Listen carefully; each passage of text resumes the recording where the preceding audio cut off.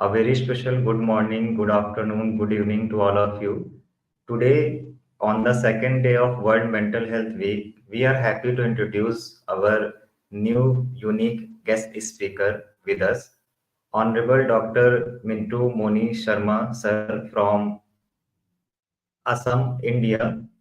He is currently a team lead at Mental Illness Treatment Alliance, fellow at HPSR, and worked with ICMR as a medical scientist with Government of India.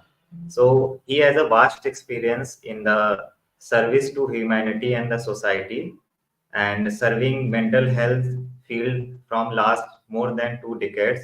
Today, he is going to enlighten us on a very relevant topic, that is indigenous spiritual practices in strengthening community mental health, experience from the Northeast India. So, not taking too much time, now I would like to request our honorable guest to kindly proceed today's session. Please, sir. Namaskar to all. I am feeling very much privileged to be here and to share my experiences as far as the community mental health in this part of the country is concerned, sir. So,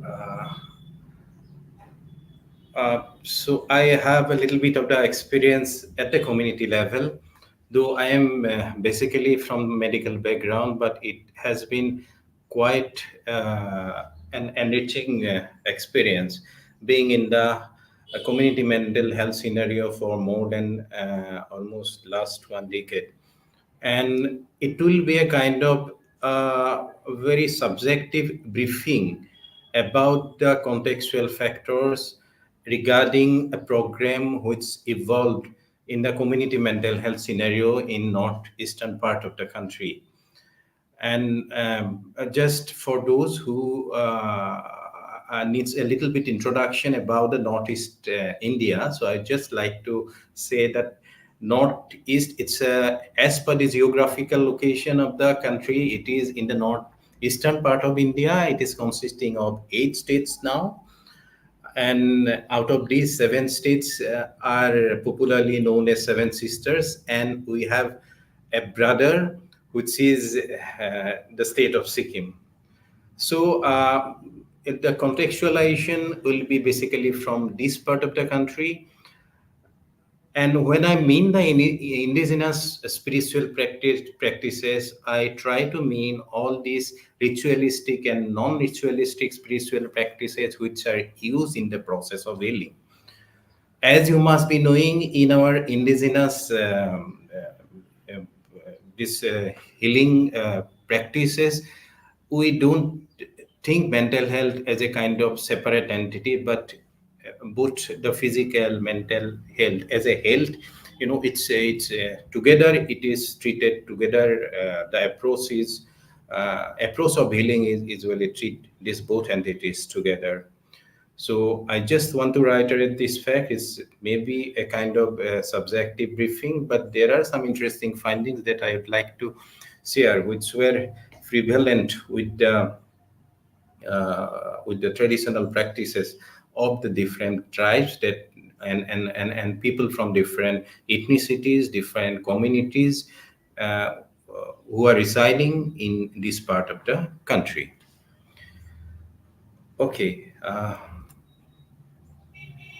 Just to go ahead, when you talk about this Northeast Bharat, this Northeast India, it's a very interesting ethno-cultural tapestry. The maximum number of communities of different ethnic origins, they are residing in this part of the country. So we have almost more than 220 different tribes or different ethnicities who are cohabitating in this part of the country. So they have a kind of unique cultural mosaic, and whether you accept it, acknowledge it, or you denounce it, the faith healers practicing here for thousands of years together, they have a kind of accrued knowledge in all these years, and they have got a traditional methods of treatment, different traditional methods of treatment, which are part of the whole system, or which creates a kind of subsystem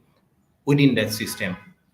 Now they have organized system of beliefs, ritual, and symbols to access the sacred. So spirituality plays a very important role, irrespective of the tribe, irrespective of the different ethnic communities. This is something which is very, very innate to the communities that are residing in this part of the country. And it's interesting to note that uh, almost all of them are similar. So maybe the terminologically it may be different, but these are similar to the to the Indian knowledge system or the essence of the Indian knowledge system. Now, as you can see in this particular picture, so picture was taken by me in one of our field sites where our community mental health practice provisions are going on.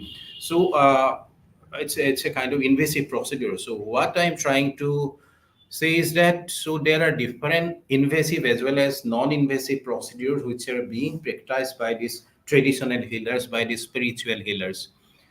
And the practices may be active and passive. Means active means you are actively involved into the process of healing. So in this whole therapeutic process, you are actively involved. Like in case of, like for example, in case of active ritualistic processes, you are taking part in this whole process. Passive means you are just following, you are being guided, you are being counseled, and you are following that path. And this is the passive way of healing. You are participating, and that's how you are getting recovered or getting your remission from the distressing symptoms. But whatever be the types of the processes, whether it's invasive or non-invasive, irrespective of the magnitude of the spirituality which is involved with it, there is always a scope to explore it as an interpretative phenomenology. The perceived experiences of the patients as well as the caregivers, as well as those practicing, those informal practitioners in spiritual practices, I think these are very important to be accounted. When we talk about a health system, I think these will form one important part of the health system, and there is need to explore. With these few lines at the very outset, I just want to go ahead because this is the main objective of this whole presentation. So I just want to share some of the experience, and I just want to throw light on the belief system which are having an impact, maybe positive or maybe negative at times, but there is always a scope to explore it as an interpretative phenomenology from the perspective of the patients, from the perspective of the communities, where communities of the community dwelling patients and their caregivers. Okay, now why spirituality? So, as you know, if we see, there were different kinds of landmarks which were happening in the mental health care scenario in the in the world, and we have different approaches and different perspective to look into it.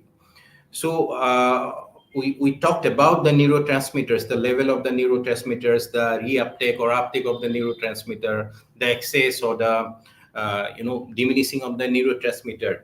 So it's a very biological concept, biomedical concept, which were integrated into the etiology of the mental illnesses, and the same concept has been utilized to treat the patients or with the pharmaceutical means. So all the pharmacological methods that are used, so these are basically intending or they're addressing all these issues where there is some biochemical changes which are occurring in the body. So we have different theories to it. So at times, so we don't have any diagnostic tests, medical laboratory tests which diagnoses the illnesses. So we cannot diagnose it with different laboratory tests, but it's based on this theory. Actually, most of the pharmacological approach is being intended. So this is the biomedical concept. Now we know the psychology plays a very important role, though the in the evolution of psychology, the initial theories put forward by the renowned scientists or the psychologists like Freud, etc. So they are now very much challenged, and there are lots of criticism against all these theories and understandings. But anyway, this psychological, this is one of the important factors which play a role in causation as well as pathogenesis and as well as remission of the symptoms of the mental ailments, as well as the building up of the well-being. Uh, so this is about the psychological thing. So thirdly, and probably more important as far as the contextualization of the northeastern part of this country is concerned, it's about the these social factors. So many tribes of this part of the country has been ravaged by conflict for decades together, so or maybe for centuries together. And in these processes, definitely there were instances or there must be some triggers which cause some deterioration of their mental health. But maybe the process may be helpful in the long run because a kind of resilience, probably there is scope of building up of the resilience of well-being in this whole process.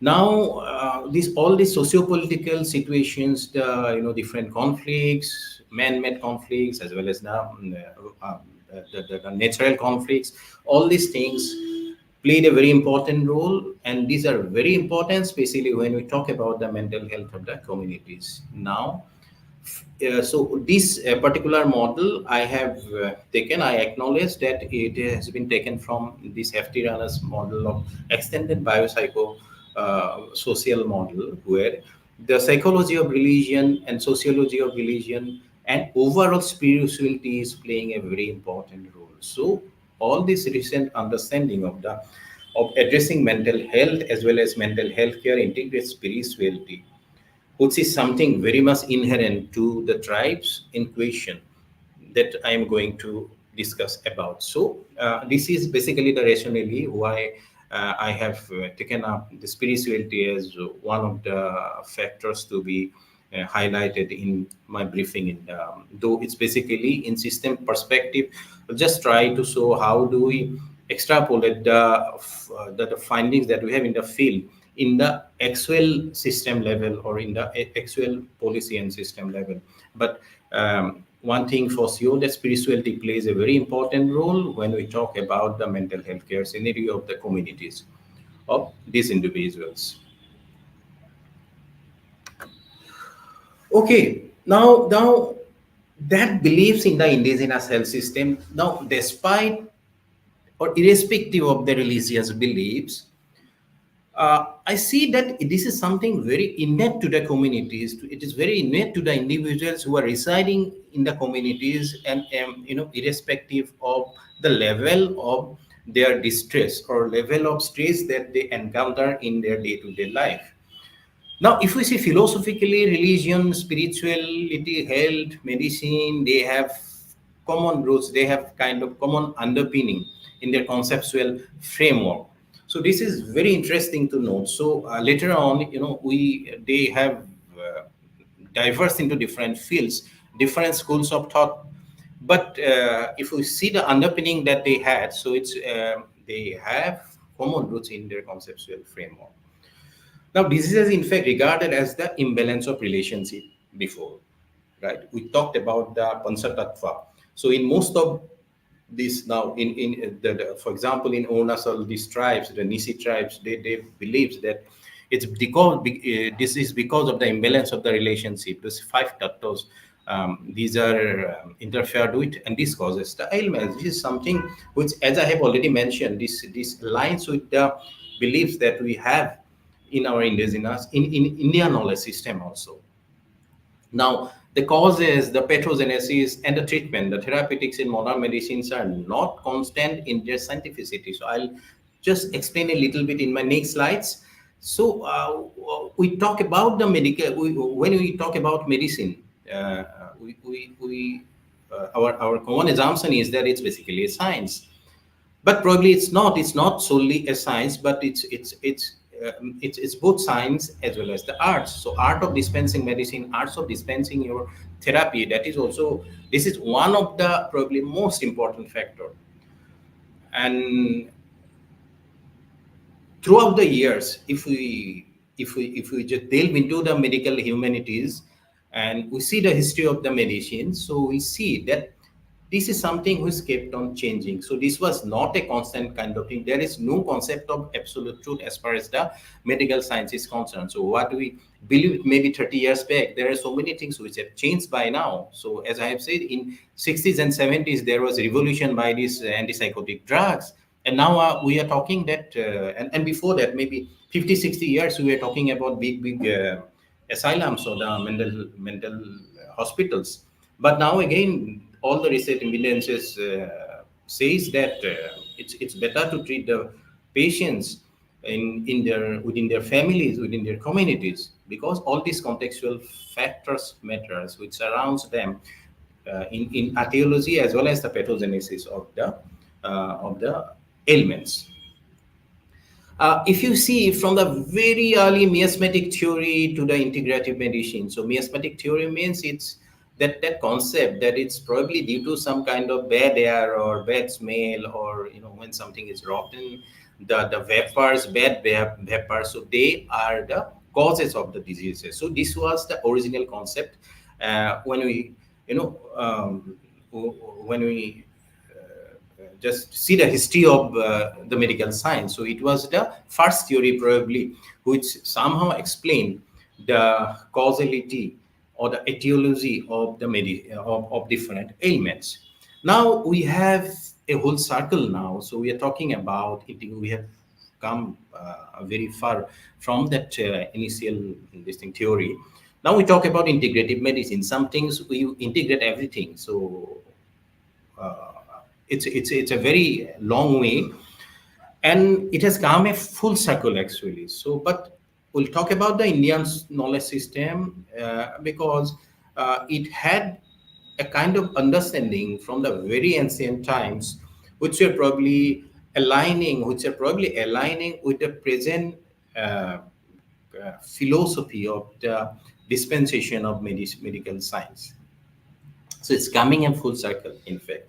So as I have already mentioned, it's always in our indigenous system. So including those prevailing, those are in vogue with all those communities I'm talking about. This has been always inclusive and holistic. Now, if we see the evolution of the conceptual framework on the health and illness, I talked about the miasmatic theory when we considered it's the bad smell which were probably causing the diseases. This was the first kind of theory that evolved. Then the next theory actually revolutionized, which we talked about, we knew about the Koch's postulates and all, the germ theory of diseases. So then we started to believe that it's the germ or some microorganisms which are important in the disease causation process. So any disease is caused by the germ. So those were the areas of the infectious diseases, and obviously to a larger extent, this theory could explain the causes as well as the pathogenesis of the diseases. But now, later on, we are learning that it's not about the individual infection only. It's not only the sole phenomenology of the infection, the sole phenomenon of the infection which causes the illness, but there are so many factors which are important. And that's why from individual health we talked about public health, and we talked about global health, right? Because the health of the individual humans are not only important, but all those are from other animals, and the health of the other animals are also important. And finally we talk about this planetary health, as I have depicted in the right sided slide. So we talk about planetary health now. Now, the elements of the planet, so these are very, very important. It's very important to have the well-being of the planet as a whole. So from the very reductionist view of the physical and the mental well-being, now we are talking about the planetary, because the well-being of all the entities surrounding us are very, very important when we are concerned about the health of the individuals, of our communities, or as a whole, people from the different parts of the world. Now, this is some things. This concept has been propounded by the Indian knowledge system, our indigenous knowledge system, probably by this Luka, Sarve Bhavantu Sukhinaha Sarvo Santu Niramaya. So let everyone be happy and everyone um, should recover from any kind of ailment. It should be healthy. Now, it's about all the elements that we have in and around us. Now, this is very important because at times we thought that this concept of mind and the concept of body by the Western scientists, so philosophers like Descartes, he actually considered this both these aspects as totally different entity. So, but in contrast, now the modern school of thoughts, they increasingly are propounding the fact that we cannot separate these two things together. There are so many mind-body connections we are talking about now. So these two things needs to be taken together. And when we talk of spirituality, it is something when you transcends the physical self of yourself. Now, what I'm trying to say that the indigenous traditional practices or the philosophy behind this indigenous knowledge system that we have with our communities. So these are something they were at a stage which stage is achieved by the modern medical science probably now only. After coming a full circle. Now we are talking about integrative theory after this so-called the ZAM theory and miasmatic theory, etc., etc. But finally, the concept is this only. The philosophy is that we need to the well-being of each and every being in and around us is very, very important when we talk about health, be it mental or be it physical. Okay, then in case of system perspective, you see, they have their a kind of holistic overview of the health and illness model among the different communities. And they, as I have already mentioned, they are inclusive and holistic. The diversity is there, that's a different thing. But if you see, the very essence of their beliefs are almost similar. They're even similar to the overall or the generic philosophy of the Indian knowledge system.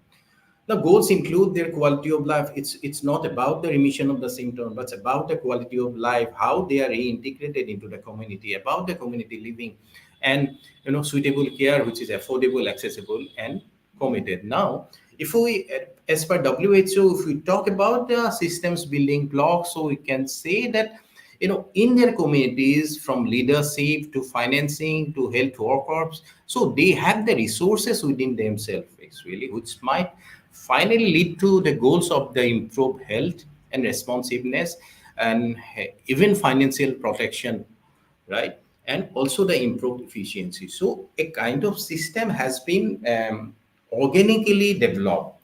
In fact, that was my experience when I was with that system, evolution of this system, which developed very organically. It started with the scam-based approach of treatment of the patient, but gradually it has turned into a sustainable model of care, which is sustained by uh, the communities itself. So it's not only the financial this is sustenance, but also the emotional and all the different types of supports, including the advocacy, etc., etc. So this has become a kind of subsystem within the health system that is prevalent in this part of the country.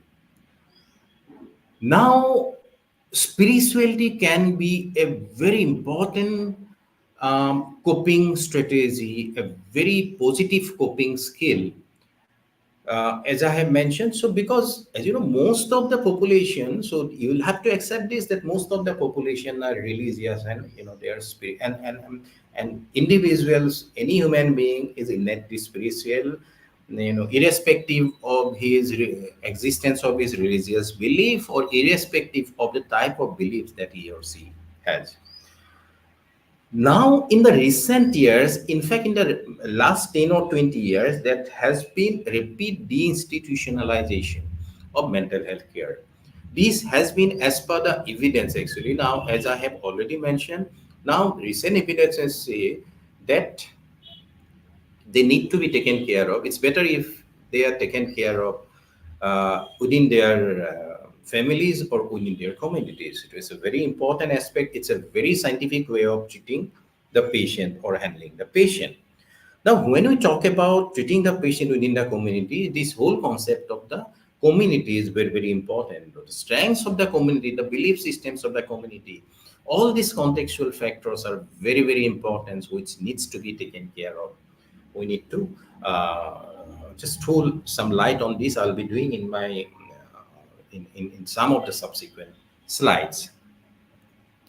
Now, so what I'm trying to say that suddenly, in fact, because by now we had a concept that it's a kind of disease, so it needs to be treated in the hospital. So they needs to be shown to the doctor to taken to the hospitals, big referral hospitals there, or maybe tertiary or quaternary level hospitals where the patient needs to be there and maybe admitted for months together. That was done actually in earlier years, and that's how they were treated. But now the whole concept has changed. Now you have to take care of the patient, your patient, as well as within your family itself. Now this is something which probably the families and the communities were not very equipped it. They had all the inherent capacities, but suddenly this reliance on an external system of care, an extramural care system, this is suddenly there's a shift in the trend. So there was a paradigm kind of change. Now we have increasing number of the mentally ill people within the community itself. So here all the strengths of the community are very, very important. And one of the primary strengths of these communities are nothing but the spirituality. So as I have said, so as the families are exposed to a kind of new new burden of treating, or it's a new responsibility of treating the patients within themselves, within their families, and within their communities. So it exposed themselves to the extreme level of stress. Now, and as you can see, the diversity is there. It's very important to see the diversity as well as the conflicts also, as I have mentioned. So more the diversity, the scope of more of the conflicts are there.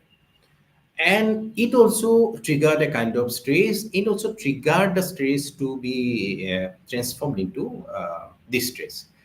And we know about the cultural mosaic, and there are structural factors. So these structural factors existed for years together, and they are not going to be dismantled uh, very in a short duration time. So these are some of the challenges, right? And these challenges are needs to be taken into account, and for it we need to exploit, we need to um, harness the resources that we have within our communities. So this is very, very important. Now I will show you some of this thing accounts of some of the patients from my field sites. As I have mentioned that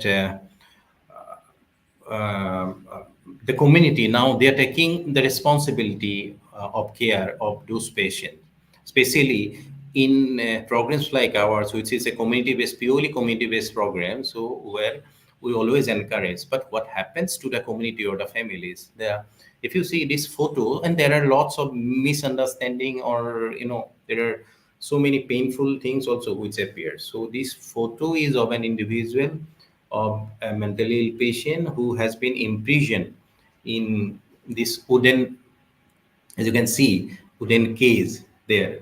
So he had been imprisoned, but fortunately, our team has found him, and he was treated, and now he has been reintegrated into a community, into his families, and walking what to say, financially productive life now. The second, you can see, so there is a kind of knowingly or unknowingly kind of coercion in the part of the caregivers also. So sometimes they have their own reason to that, for this kind of coercion, but this happens at times. This is very unfortunate. Then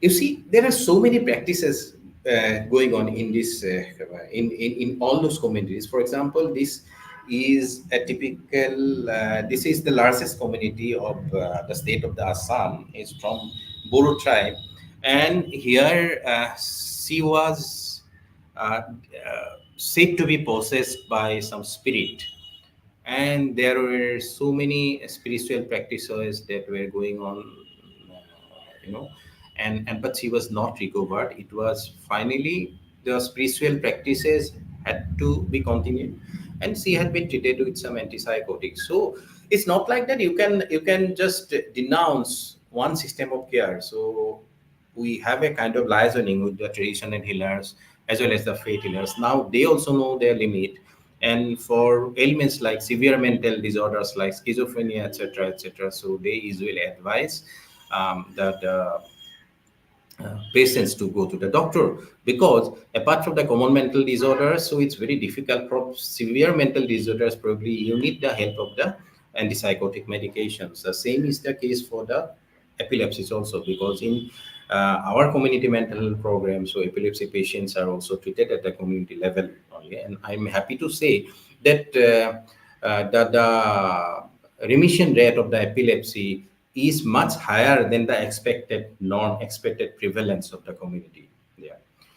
So there are so many different examples like these, in fact, and there are procedures which are very crude at times. There are spiritual practices. Now we need to, as I have said, so we need to explore actually to what extent we should be able to, to, to to accept it, acknowledge it, or uh, the explore the scope of integrating it with the prevalent system of care. So in the right sided, it's a spiritual practice where the skulls have been exhumated, very recently, and left sided. So there were some pujas or some ritualist practices were going on. So to heal some patients. So, and most of these are usually non-exploitative and not non-invasive, but there are certain invasive procedures also which are which should be taken very seriously. For example, if you see in that right side, he was a patient of epilepsy, and if you see in the forehead, there is a scar, and this scar is due to application of some corrosive substances. They say it's a herb, but these are basically some corrosive substances which had been used. They were used locally in that part of the forehead, and it caused a permanent kind of scar mark. So it's very difficult at times to substantiate the logic behind application of these corrosive substances. But the interesting phenomenon is that that's how the patients uh, get, uh, I can't say cured, but they get relief, maybe temporarily. But after relapse of the symptoms, again they came into our this thing program. They had been he was inducted in our program and treated, and now also is symptom free. So for the last, I think, 1.5 and 2 years. So there's not a single episode of feed that is happening. It's very interesting in the left side. If you see that woman is almost 90 plus years, 90 years, above 90 years of age. So she's an old lady, and they had a ritual, a kind of, or traditionally they wear this mala or this garland of these basil plants, you can see. So they say that it keeps you cool, and it's a kind of spiritual this thing actually, spiritual prescriptions only. So when you are, especially the Vaishnavite sects, so they used to wear this kind of garland. And interestingly, these people, they are residing in the foothills of Bhutan, foothills of Himalaya, and that part had been quite endemic to malaria at a time. And this basil that has got, now we are finding it, we are having this knowledge, this basil, they are having a kind of anti-malarial effect on it. So without, before creating the evidences, probably this indigenous knowledge system that they had, which linked with their spirituality, in fact, so they were, um, preventing them from certain kind of ailments which are endemic to that particular area, or maybe sporadic, or maybe they prevented epidemic also. It's very pertinent to study about that phenomenology actually, all the spiritual practices directly or indirectly, because now we are creating the evidences. Now we are seeing the evidences. But one thing for sure, so working with the community is one of my important observation is that perhaps all the events, all the causes, etiology, as well as the pathogenesis, as well as the remission process of the ailments cannot be explained by the so-called evidence-based processors or evidence-based logics. So reality at times it differs from the so-called evidence science, evidence which is produced by the modern day research. So when we talk about the spiritual support mechanism, there is a lot of spiritual. As I have said, it's in an 1 hour or even lesser time presentation. It's almost impossible to even touch upon, to tickle the types of mechanism that we have with these different communities. But I'll just, for an example, a few of these I will try to highlight. I'll try to mention about this few of these support mechanism.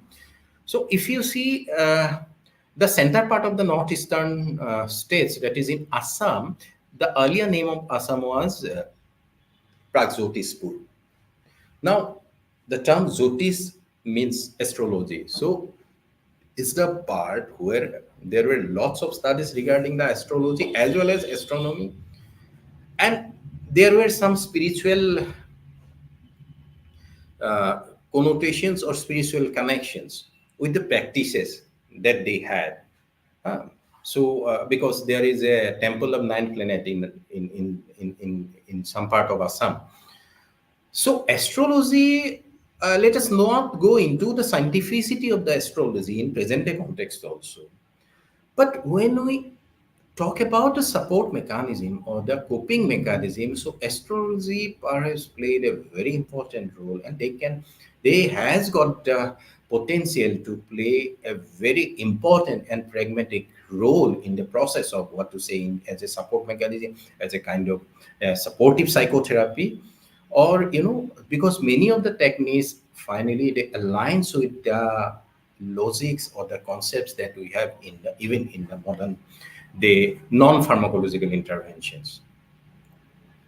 So yeah, I'm not going into the controversies of the scientificity of the astrology in present day context, but in present day context also, I strongly feel that it can play a very important as far as the counseling on non-pharmacological interventions is concerned. The thing is that it needs to be non-exploitative. So this was about astrology. Then there were different spiritual practices, like in Dimasa Kasari, they call it as scales. Now the group of people, it's a kind of psychotherapy that is offered in case of conflicts, in case of in the aftermath of conflicts, or when you are getting prepared to certain kind of conflicts or certain kind of interventions. So they had this kind of concepts there of the supportive psychotherapy. For this Sutia community also, they have a concept of kalika laga, which is in fact nothing but the psychosis only. So all these, the loss in contact with the reality and the delusions, hallucinations. So they knew about that. This is something which is not in accordance with the uh, healthy concept, the concept of health. Now, for Adivasi or Banavasi community also, they have a ritual of bringing back the Sedu. We know about the grief period after the death of this thing, grief reactions after the death of someone, close to us. So it's a very interesting. So this ritual supports you during this process of grief reaction. This helps you. This is, in fact, one of the support mechanism that can be exploited in present day scenario also. Kirby, same thing, this role of Jirisong, the supportive psychotherapy, and the community as a whole take the responsibility of ownership of, handling the illnesses or the problems that they have. Then for dairy, similarly, they have morong, or they also, we know about postpartum psychosis as one of the um, important challenges in antenatal care. Now, this concept of postpartum psychosis was there as Bakira Prosuda. So it is very interesting. So they kept it as a kind of entity, actually. It's a very specific, specialized kind of entity. So some of the tribes knew about the psychosis, and this is a very special kind of, entity of psychosis, which happen in some special occasion or special part of life. So this concept was there. For these other communities also, they had Borgor for Tiwa, Missings for Murong, Akomor, etc., etc. And Boros, they have Deodani in Kerai dance, who is recognized as psychospiritual support, which evokes qualities like devotion, control of senses, honesty, devotion, and self-condition, etc., etc. So the spirituality is something which we are very, very much deeply connected to their day-to-day life and day-to-day activities there, and which knowingly or unknowingly they were responsible for building up the resilience, and probably that's the reason why they have not been perished despite having all those different conflicts. So in Assam, actually, this new Vaishnavite movement, so we know about the Namghar and Kirtan Ghar, so which is the area where the people are congregated. So, and it's a very important place for psychosity. It's not only a religious or spiritual thing that was happening, and it's a kind of revolution which occurred actually from in the medieval period, and it was a kind of, these spiritual practices were a kind of cohesion. This kept the different communities in cohesions. The concepts like Dalit is non-existent in this part of the country. So we don't know actually what a Dalit is. So, creating a casteless society, creating a society which is based on equality and, more importantly, equity. This was something which has been propounded by the spiritual practices, which started uh, uh, as a kind of these kind of distinct movements. The problem is that we have so many spiritual practices. We talked about spiritual practices. Now, what is normal about that? Now, and it's a kind of perennial controversy or perennial debate why it's better to be normal when things are abnormal in person. Getting back to normal is a highest priority, because there are spiritual practices where we are a bit confused whether we can let it go like it is, or it should be refined, or it should be snapped, it should be stopped. Now, and this whole notion that abnormal things in people are caused by something physical and biological, and we have a kind of expert. So now I have delusion or hallucination, there is one expert who will decide that I am mentally ill or not. So experts are the best people to identify. So the expert in present context, in present scenario, may not be the traditional healers who had been practicing with the accrued knowledge of thousands of years. So these are some of the disturbing phenomenon that we need to reconsider. I'll give you one example. Here, if you see the background picture, it looks very serene, very cool, place in a hilly area. So most of the part of the northeastern area is hilly like this only, right? So first observation, so it looks like a quite a normal, very cool this thing. Now, who exactly gets to define what is normal and what is abnormal? Why it is better to be normal, so-called normal, and who gets to decide someone needs to be? So, uh, if I don't consider, if my community doesn't consider it to be abnormal, so who are you to decide that it needs to be fixed? So this picture actually was taken in the aftermath of a disaster which created lots and lots of havoc and killing. But as I have said, in our first observation, so it appears just like a kind of serene or very cool things that is happening in daytime in some hilly area. So, what are the problems, the challenges that we have? The modern care, if you see, we talk about spirituality, integrating spirituality, especially when we talk about the indigenous knowledge system, especially when we talk about the indigenous knowledge system, indigenous practices from the eastern part of the world, or from India. Then you see, basically, the whole concept of care is based on the Western notion of illness. It's, as I have already mentioned, it is mostly centered around the receptor-based pharmacodynamics.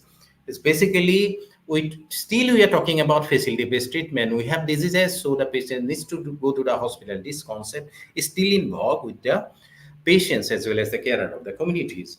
Then expenditure is a very big issue. There are so many this confusions as well as allegations of polypharmacy, and the goal is mostly limited to the remission. Then there are debilitating side effects I have seen, and this is something inevitable. Means out of the population of the clinical population, there will be a part who will be having debilitating side effect, who will be requiring medication to counter that side effect. It's very painful for the as a kind of care provider. And the role of communities, despite having all those coping strategies, their role is almost nil or limited. We don't have a support mechanism at all. And always there is a panopticonic gaze of the policy and system. There is government or some public health authority who are always watching the things, maybe not recognizing the resources that they have. So these are some of the challenges actually. Very briefly, the trajectory actually, what was the process behind this whole experiences or gaining this whole experience is that. So we started our journey in 2007 as a single monthly outreach camp, with the help of another non-government organization named ASADIP. So it was funded by Paul Hamlin Foundation for quite a brief period. From 2013, it was funded by Tata Trust for around 2 to 3 years. Then after that, actually, this self-sustaining, community-sustaining initiative, this Mental Illness Treatment Alliance, so it started to be in existence. It started to expand, and this is out of the patient's contribution and out of the patient's overall support. Now, presently, our this community-based this mental health program has got 27 sites, which is spread beyond Northeast also. 5,000 footfalls per month, consistent presence as prefixed and liaising with the traditional Indian. This is a very important component, and for which the briefing of today has been prepared by me. And mostly it's a whole thing is mostly paperless. So we use all this modern technology there. So we have a whole system of health management information, electronic health management information system um, with us, which is being used. Okay, now the thing is that spirituality, when we talk about spirituality, we know about the resource, the components and resources that we have. So it's very important to create the evidences. It's very important to show the evidences to at the world stage. And it's important to address the spiritual healers in a designated environment rather than just to demonizing them or just snubbing their practices. So it's better to address and to explore the phenomenology of these healing processes. This can be done by overt or covert observation. It doesn't need much of the technologies or much of it. It needs goodwill. You need to know about all these intricacies of the cultural relationship, the interrelationship, and the processes, or any other things which comes across once you are into the field. Then the background, the diagnostic, treatment, and hygiene practices, this needs to be documented and this needs to be studied for their scientificity. And in all those processes, it's very important that the patient as well as the caregivers are not exploited, and we need to prioritize all the ethical implications that may arise in the process of care. And finally, I think many of us know about this organism, which is a barely visible organism, which is known as water bear or tardigrade. It is said that this is the most resilient organism.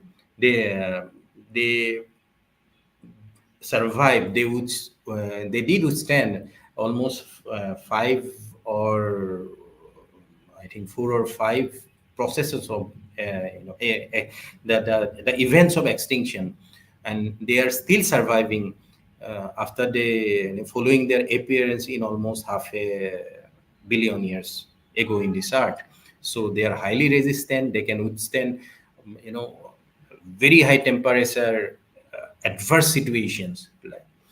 So you cannot make the community something stress-free or distress-free, but it's important to make the community, probably our aim should be like this, to make this community with all the inherent strength, because this organism is having inherent strengths there. It has a process which is called cryptobiosis, by which it can survive for years together, withstanding all those stresses of life or of the environment. So it can be spirituality. Why not harness it as a primordial prevention also? So we are not talking only about the scope of spirituality in the interventions or in the therapeutic practices, but also as a kind of primordial prevention. So this can be the road ahead.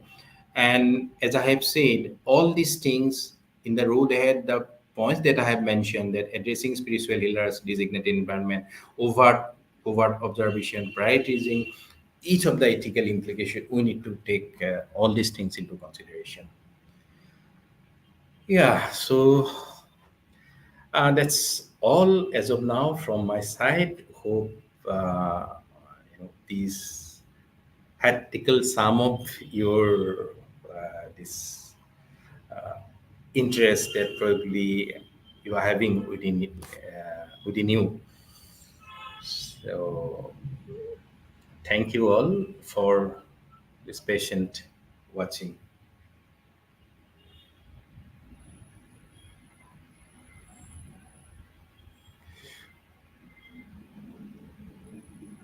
Thank you so much, sir, for such a wonderful and insightful presentation. And you cover very scientifically with evidences how the indigenous and spiritual practices can help to really heal the mental health problems and the illnesses. So I think the people will get an insight from your session and take it in a positive way and try to adopt these kind of indigenous practices by knowing their importance. So thank you so much, sir, for your session. So a small question is from my side is, as per your vast experience, what advice you want to give to the mental health professionals, maybe they psychiatrist, psychologist, or the counselor. So what advice you want to give to them? Okay, may not be a kind of advice, but it has been my observation that mostly the care providers, the psychiatrists, all those medical professionals, the counselors, or the therapists, probably we are living in a kind of isolation. Probably it's very important to go to the community. I know that all of you are playing the pivotal role in the care process, in the whole system of care. But it's very important to go to the community just to explore, because there are so many things which are not there in our textbook, which are not there in the algorithm that we follow as far as the treatment or care provisions are concerned. So as far as the Indian tribes are concerned, Indian communities are concerned, there are so many things which has been being collected over the years, being accrued over thousands of years. It's very interesting, actually. It is very enlightening, and that should be maybe in the coming days we should really think seriously to integrate all these coping strategies. Otherwise, our whole intervention will be kind of half-baked intervention only. Probably it will not be a complete kind of thing. So rather than being in a kind of isolation, or being in a facility where the patients will come and you are going to counsel or do all this intervention, I think we need to go a little bit beyond this comfort zone of ours, right? And this will be helpful to the whole humanity in the long run, I believe. Yes. Yes, very appreciable, and we should try to adopt your suggestions and experiences at what level we can able to adopt them, and it is very beneficial for the community mental health because practical knowledge is a different thing from the academic knowledge. So we should try to adopt the experiences from the sir. So before winding up today's session, sir, what will be your conclude remark or the message through this conference to all the humanity and the world? What will be your conclude remark or message to everyone? Uh, You see, first of all, I am thankful to you and your team to allow people like us to share our experiences. I think these kind of activities is very, very important. So, and I just want to reiterate the same thought that we need to uh, go probably a bit away from our the mainstream, to include, to adopt ideas so which are there lying. So when we, because scientifically we are adopting all these psychological, social, and the spiritual aspect in the process of care, as well as in defining the mental illnesses, defining and describing mental illnesses. So it's better that we should keep all these our antennas open, and just to explore more. Because there are so many things which are probably beyond the philosophy, which fits our ideology or our thought processes.